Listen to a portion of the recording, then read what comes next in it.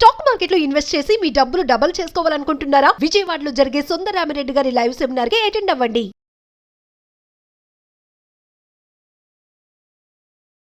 Hello Rajitha గారు.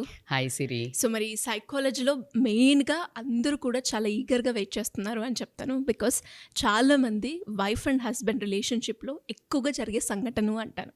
అంటే husband ఏం చేస్తున్నారు, ఆయన ఫోన్లో ఇంకెవరైనా అమ్మాయితో చాట్ చేస్తున్నారా, ఇలాంటి క్యూరియాసిటీ ప్రతి ఒక్క వైఫ్కి ఉంటూ ఉంటుంది. అసలు భర్తకి తెలియకుండా భార్య తన భర్త ఫోన్ని చూడడం ఎంతవరకు కరెక్ట్ అంటారు? అంటే సైకాలజీలో ఇది కూడా చెప్తూ ఉంటారు, స్పేస్ అనేది ఇవ్వాలి అనేది. దీన్ని ఏ విధంగా చూడాలి మేడం? సో బేసికల్గా స్నీకింగ్ అంటే లైక్ స్నీక్ పీక్ అవసరమా? ఫోన్లోకి తొంగి చూడటం, భర్త ఫోన్లోకి, ఇన్ఫ్యాక్ట్ ఎవరి ఫోన్లోకైనా మనకు సంబంధం లేనప్పుడు తొంగి చూడటం అవసరమా అంటే ఈజ్ ఇట్ వర్త్ ఇట్ అని అంటే ఖచ్చితంగా అవునా కాదా అనేది నేను కొన్ని చెప్తాను పారామీటర్స్, అప్పుడు మీరే అర్థం చేసుకోవచ్చు. సో దాంట్లో ఫస్ట్ వచ్చేసి అంటే ప్రతి ఒక్కళ్ళకు ఒక టెంప్టింగ్ అయితే ఉంటుంది. ఏంటి అక్కడ ఫోన్ ఉంది, అది ఒక అన్నోన్ నెంబర్ నుంచి, లేకపోతే విచిత్రంగా ఫీడ్ చేసుకున్న ఒక కోడ్ వర్డ్ నుంచి ఫోన్ వస్తుంది, ఆ పర్సన్ సరౌండింగ్లో లేరు. టెంప్టింగ్ ఉంటుందా ఉండదా? ఉంటుంది. అసలు విపరీతమైన టెంప్టింగ్ ఉంటుంది to lift call or to check the messages.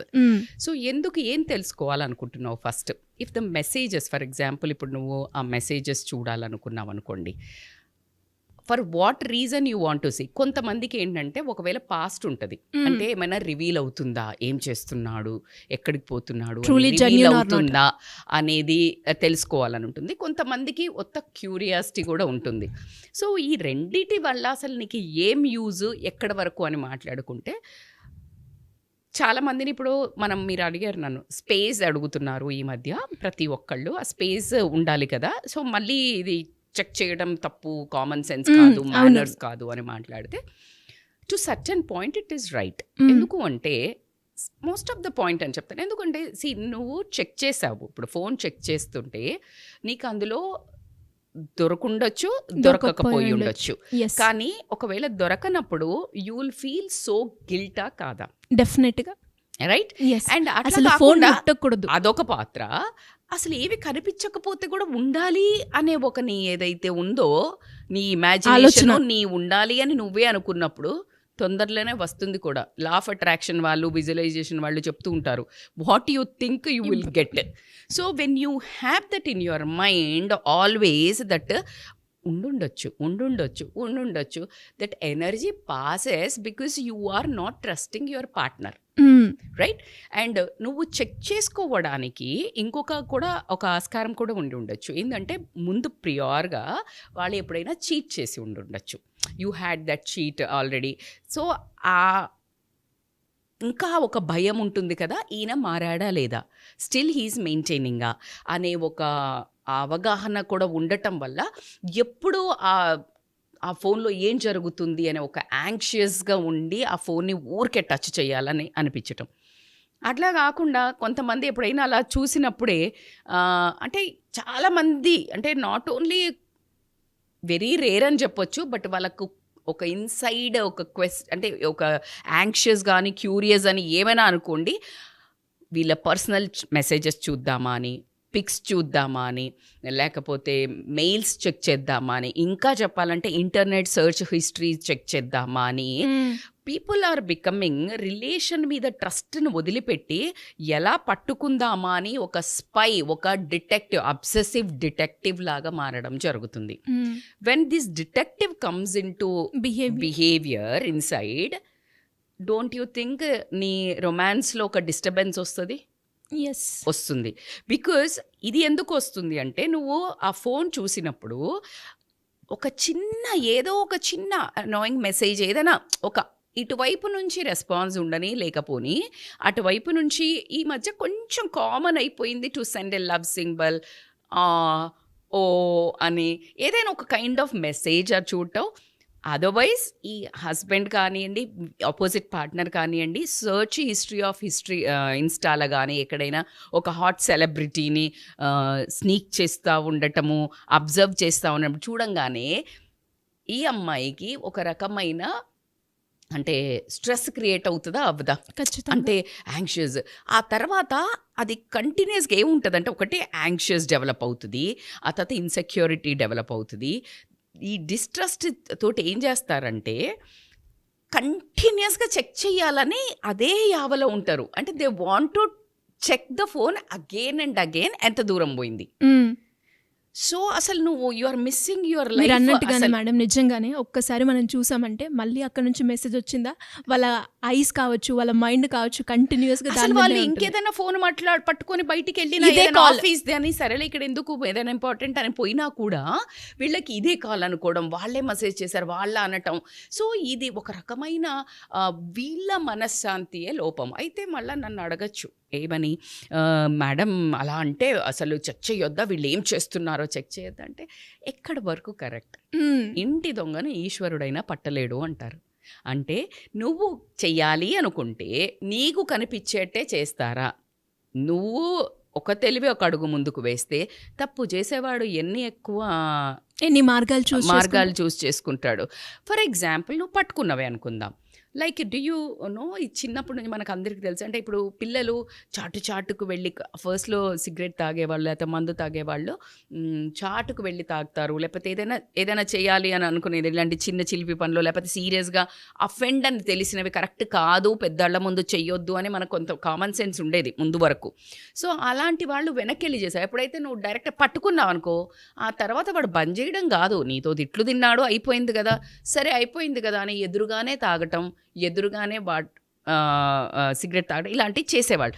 So కాబట్టికే నువ్వు ఆ మనిషిని ఎప్పుడైతే నువ్వు డైరెక్ట్గా పట్టుకున్నావో ఫస్ట్ ఎవిడెన్స్ ఉండదు, అందులో ఏం ఎవిడెన్స్ ఉంటుంది, ఒక మెసేజ్ చేసంటే ఏంటో పిచ్చా నీకు అని దాని రిలేషన్లో ఉన్న ఆపోజిట్ ఎవరైతే పట్టుబడతారో వాళ్ళది అది రియల్గా కాకపోతే నీ మీద డిస్ట్రస్ట్ వస్తుంది.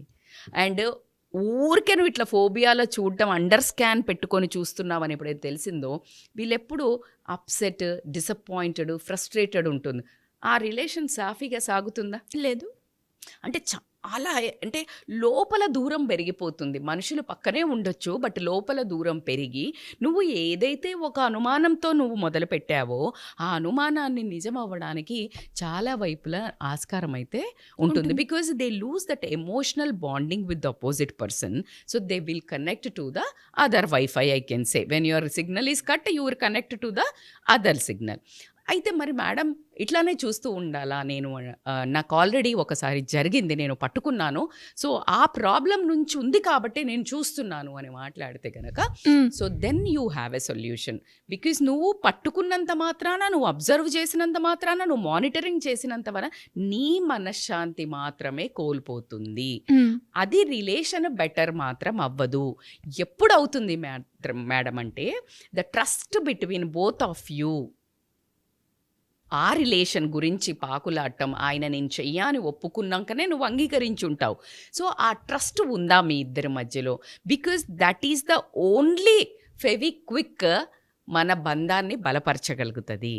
నువ్వు రిలేషన్లో ముడిపడాలా అంటే నువ్వు థ్రైవ్ కావాలి రిలేషన్ అని అనుకున్నప్పుడు మాత్రము గజిలాగా ఎంటబడి ఇట్లంతా స్కోప్ మైక్రోస్కోప్ వేసి ఊరికే ఫోన్ పట్టి స్పై లాగా నువ్వు ఇట్లా చేసావు అంటే గనక ఆ రిలేషన్ ఎమోషనల్లీ వీక్ అవ్వడం తప్పించి ఖచ్చితంగా స్ట్రాంగ్ అయితే అవ్వదు. మరి ఎలా సరిదిద్దుకోవాలి? ఇఫ్ యూ హ్యావ్ లైక్ నాకు చాలా స్ట్రెస్ అవుతుంది, ఆయన మళ్ళీ అటువైపు ట్రావెల్ అవుతున్నాడేమో అని, మళ్ళీ there is a chance to meet that అంటే వర్క్ చేసే వాళ్ళ దగ్గర ఉన్నారా, వాళ్ళతో ఆ అమ్మాయితో అట్లా ఉందా అని ఏమన్నా ఉంది నీకు డౌట్ అంటే SIT, make sure you discuss that. నువ్వు ఫోన్లల్లో ఎత్తికి నువ్వు ఇవి చేసినంత మాత్రాన అది వర్స్ట్ అవుతుంది. కానీ నువ్వు రెడ్ హ్యాండెడ్గా ఎప్పుడైతే ఎవరినైనా పట్టుకున్నావో ఆ person will become a rebel, right? ఆ గిల్ట్ తోటి కూడా ఒకవేళ సరెండర్ ఆ టైంకి ఒప్పుకున్నా నీకు దొరికిపోయినాక ఇక ముందు దొరకకుండా ఏం చెయ్యాలి అని ప్లాన్లు వేస్తారు. కానీ ఇటువైపు నేను ఏదో పట్టుకున్నాను కదా ఇప్పుడు దొంగ దొరికిపోయి ఉంటాడు అనుకోవడం అనేది మూర్ఖత్వము. సో కాబట్టి you need to ask that person, see మన రిలేషన్ చాలా హెల్తీగా చాలా హ్యాపీగా ఉండేది, ఎందుకో నాకు ఈ మధ్యలో కొంచెం యాంగ్షియస్ ఉంటుంది, మళ్ళీ మీరు నాకు మాట ఇచ్చారు నేను అలా చెయ్యను అని, ఇన్సెక్యూరిటీ ఉండొద్దు, నేను బ్యాక్ వచ్చేసాను అని, but I think I need more emotional support. నాకు కొంచెం ఇంకా కొంచెం భరోసా ఎక్కువ కావాలి. ఐ థింక్ నేను అంత తొందరగా హీల్ అవ్వట్లేదు. నాకు మారు అక్కడే పోతున్నాయి. మీ దగ్గర నుంచి ప్రాబ్లం లేదు కావచ్చు. The problem is with me. నాకు ఆ రిమైండర్ ఎక్కువ అవుతుంది. నేను ఇంకా హీల్ అవ్వలేదు. So I need more warmth and more security from you, more bonding from you. So ఈ kind of emotionally when you say that I need emotional support from you, then ఒకవేళ mistake చేస్తా ఉన్నా కూడా there is a chance to come back because as she is requesting, right? ఆ తర్వాత గనక ఈ పట్టుకున్నాను లేకపోతే ఇలా ఏమైనా జరిగినప్పుడు నువ్వు ఎప్పుడు కానీ ఫోన్ కానీ లేకపోతే డైరెక్ట్గా అడిగినప్పుడు కానీ వెన్ యూ కన్ఫ్రంట్, వాళ్ళు ఇచ్చే ఆన్సర్ని తీసుకుని నెక్స్ట్ నువ్వేం చెయ్యాలి, దాన్ని ఎలా హ్యాండిల్ చెయ్యాలి, సిచ్యుయేషన్ వైజ్ గొడవ పెట్టుకోవడము, లాజికల్లీ లా ప్రకారము వెళ్ళిపోవడం, ఇవన్నిటి గురించి నేను ఇప్పుడు మాట్లాడడం లేదు. How strong you should be to stand. You are not going to blame yourself. నేను ముందు పట్టుకోవాల్సిందే లేకపోతే ఆయన వదిలేశాను ఇలాగ తీసుకోకుండా నువ్వు ఎమోషనల్లీ స్ట్రాంగ్ ఉండి ఈ ఒక రిలేషన్ని పెంచడానికి నువ్వు ట్రస్ట్ అనేది బిల్డ్ చేసి, నువ్వు లేకుంటే ఉండలేను, నీ దగ్గర కాకుండా ఇంకో దగ్గర ఏం దొరకదు అనే ఒక happiness. In fact the happiness is the key where I can say. ఈ సెక్షువల్ రిలేషను లేకపోతే ఇదంతా పక్కన పెడితే ఎమోషనల్లీ హ్యాపీనెస్ కనుక ఎప్పుడైతే నువ్వు ఆక్సిటోసిన్, సెరటోనిన్ అనేది ఒక పర్సన్కి ఎప్పుడైతే రిలీజ్ అవుతుందో, when ever you meet some other person are your wife, this opposite gender, then they want to go back to that person again and again. It's your job to trigger that neurotransmitter hormones to stay with you, right? If you do that, trust అనేది ఆటోమేటికల్గా ఫెవిక్విక్ లాగా మీ బంధం బలపడి ఉంటుంది. So only the main ingredient in life to stay together always, ఫోన్లు check చేసి password లాక్లు break చేయగలిగే coaching కూడా తీసుకునే వాళ్ళు ఉన్నారంట. ఈ మధ్య కాలంలో మనం చూస్తే I know that is hacking కూడా చేపిస్తూ ఉన్నారు. నీ మనశ్శాంతి కోల్పోవడానికి నువ్వే ఆ ఒక లాకర్కి ఓపెన్ చేయటం తప్పించి that's a waste of time అని చెప్తాను. నువ్వు పట్టుకొని ఏం చేస్తావు? సో కాబట్టి this is the best to ఈ ఎనర్జీ, ఈ పాజిటివిటీ, ఈ తెలివితేటలు నీది వేరే రకంగా యూజ్ చేసి నీ భర్తను నువ్వు ఆకట్టుకోవడానికి, నీ భర్త నీతో ఉండడానికి నువ్వు శాయశక్తిలా బాగా ప్రయత్నించు. అయినా కూడా ఒక వెధవ ఉన్నాడు, దెన్ వేరే యాంగిల్లో you have to deal that in a different forum అని చెప్తాను. So coming to the sneaking that like in to the phone, తొంగి చూడటం, ఇవన్నీ కనుక I think not to lose on the cost of your peace. Yes, and డెఫినెట్గా మీరు చెప్పినట్టుగా ప్రతి ఒక్కరికి కూడా ఒక క్లారిటీ అనేది వచ్చి ఉంటుంది. ఇంకొకసారి ఒకరి ఫోన్ మనం ముట్టాలి అంటే అది ఎంతవరకు కరెక్ట్, ఎలా కమ్యూనికేట్ చేయాలి, ఆ సిచ్యువేషన్ ఎలా హ్యాండిల్ చేయాలి. మేడం ఫోన్ పాస్వర్డ్ పెట్టుకుంటారు, ఎందుకు చూడనివ్వరు మేడం అంటే, అరే కొంతమందికి అబ్బాయిలు కూడా మెసేజెస్ చాలా రాగా పెట్టుకుంటారు, కొన్ని టూ మచ్ ప్రైవేట్గా ఫొటోస్ ఉంటాయేమో. So they don't want to show, వాళ్ళు జడ్జి చేస్తారని కావచ్చు, ఏదైనా కావచ్చు. And that password doesn't mean like, and moreover అది ఓపెన్ ఉన్నా అసలు నువ్వు ముట్టొద్దు. So why you want to check that pictures? If they are like పెట్టినా పెట్టకపోయినా నువ్వు ముట్టట్లేదు కాబట్టి, పెట్టినా పెట్టకపోయినా నీకు అనవసరం.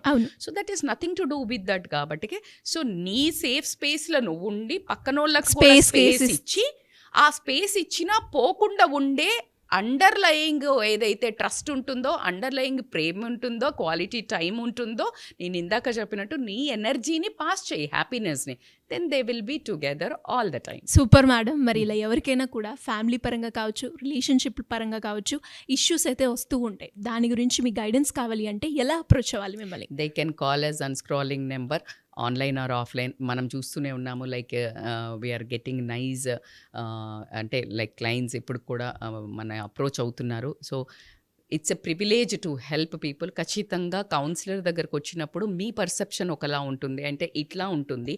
So when other third person sees that overview will be different.